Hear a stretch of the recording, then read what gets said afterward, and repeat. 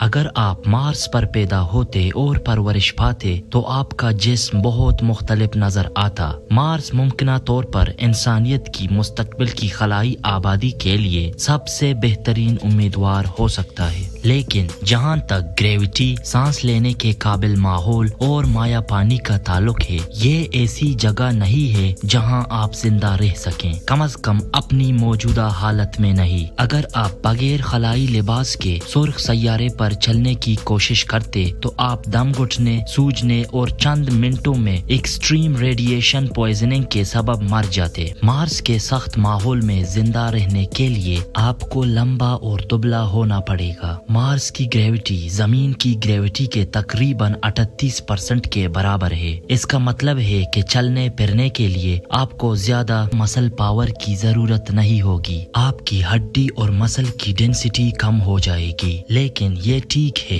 آپ کا لمبا قد کم توانائی استعمال کرے گا اور یہ اچھی خبر ہے کیونکہ مارس پر کھانا بہت کم ہوگا۔ اس کے علاوہ لمبا ہونے سے آپ دور تک دیکھ سکتے ہیں۔ نظر کی بات کرتے ہوئے آپ کی آنکھیں بھی مختلف ہوں گی۔ مریخ اپنے دھول کے طوفانوں کے لیے جانا جاتا ہے اور یہاں اتنی دھوپ نہیں ہوتی جتنی زمین پر ہوتی ہے۔ آپ کی آنکھوں کو ایڈجسٹ ہونا پڑے گا، آپ کم روشنی میں بہتر دیکھ سکیں گے اور آپ کے آنسو چپچپے ہوں گے تاکہ آپ کو تمام دھول اور ملبے سے بچایا جا سکے۔ اب مارس کے پاس بمشکل ہی کوئی ماحول ہے اور اس کا مطلب دو چیزیں ہیں۔ پہلی، آپ کے پھیپھڑے سپر پھیپھڑے بن جائیں گے جو مارس کے ماحول سے آکسیجن کے عناصر نکال سکیں گے۔ دوسری، آپ کی جلد گہری بھوری ہو جائے گی تاکہ نقصان دہ سولر ریڈیشن سے آپ کی حفاظت ہو سکے۔ بغیر کثیف ماحول کے مارس ریڈیشن سے بھرا ہوتا ہے۔ اس کے علاوہ سرخ سیارے پر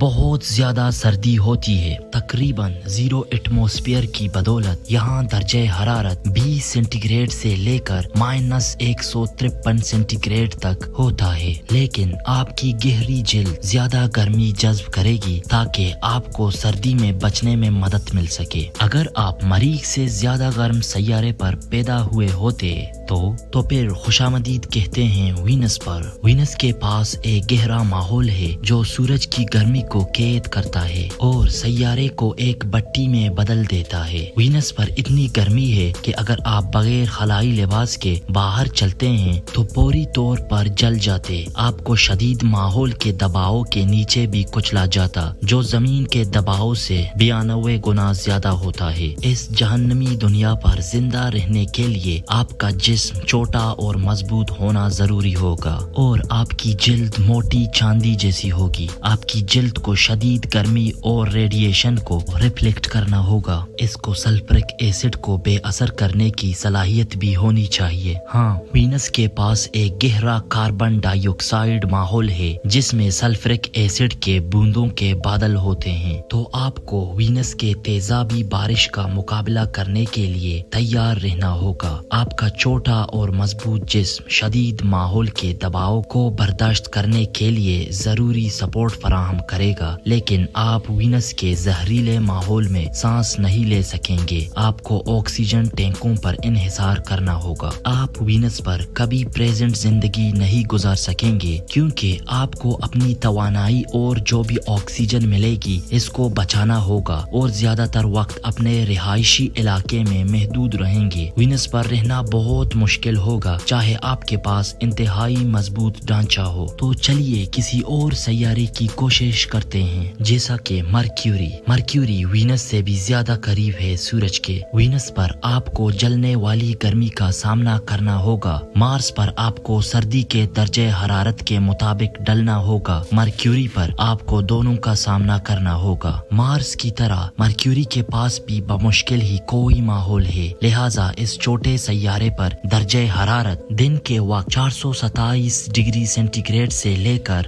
رات میں -179 ڈگری سینٹی گریڈ تک ہوتا ہے۔ یہاں ایک رات تقریباً 3 زمینی مہینے تک رہتی ہے۔ آپ کو اس سیارے پر زندہ رہنے کے لیے اپنی جلد کے نیچے نیچے ایک حرارتی انسولیشن کی لیئر کی ضرورت ہوگی. یہ آپ کو دانت جیسا بنائے گی، بالکل وینس کی طرح، لیکن یہ ناقابل یقین حد تک گرمی کو ریفلیکٹ کرنے اور پھر درجہ حرارت کو کم ہونے پر اس کی گرمی کو برقرار رکھنے میں مدد دے گی. آپ کا جسم مضبوط اور ٹھوس ہوگا، ایک چربی کی تہ کے ساتھ جو سرد راتوں کے دوران آپ کو گرم رکھنے میں مدد دے گی. لیکن آپ کے اعضاء لمبے اور زیادہ لچکدار ہوں گے تاکہ آپ آسانی سے حرکت کر سکیں. آپ کے پاس زیادہ مسلز نہیں ہوں گے کیونکہ مرکیوری کی گریوٹی زمین کی گریوٹی کے صرف 38% کے برابر ہے. آپ کی جلد خلیے ریڈیشن کے خلاف مزاحم ہوں گے، یہ اس لیے کہ مرکیوری سورج کے قریب ہے اور اس کے پاس کوئی ماحول نہیں ہے جو آپ کی حفاظت کر سکے. مرکیوری پر سانس لینا ناممکن ہوگا. شاید آپ کے پاس چھوٹے پھیپھڑے ہوں گے جو آکسیجن ذخیرہ کرنے کے قابل ہوں. آپ کے پاس ایک خاص آرگن بھی ہو سکتا ہے جو معدنیات سے آکسیجن پیدا کر سکے، جیسے پودے فوٹوسنتھسس کے ذریعے آکسیجن بناتے ہیں. مرکیوری پر زندگی کافی پریشان کن اور غیر معمولی ہوگی، لیکن انتظار کریں جب آپ دیکھیں گے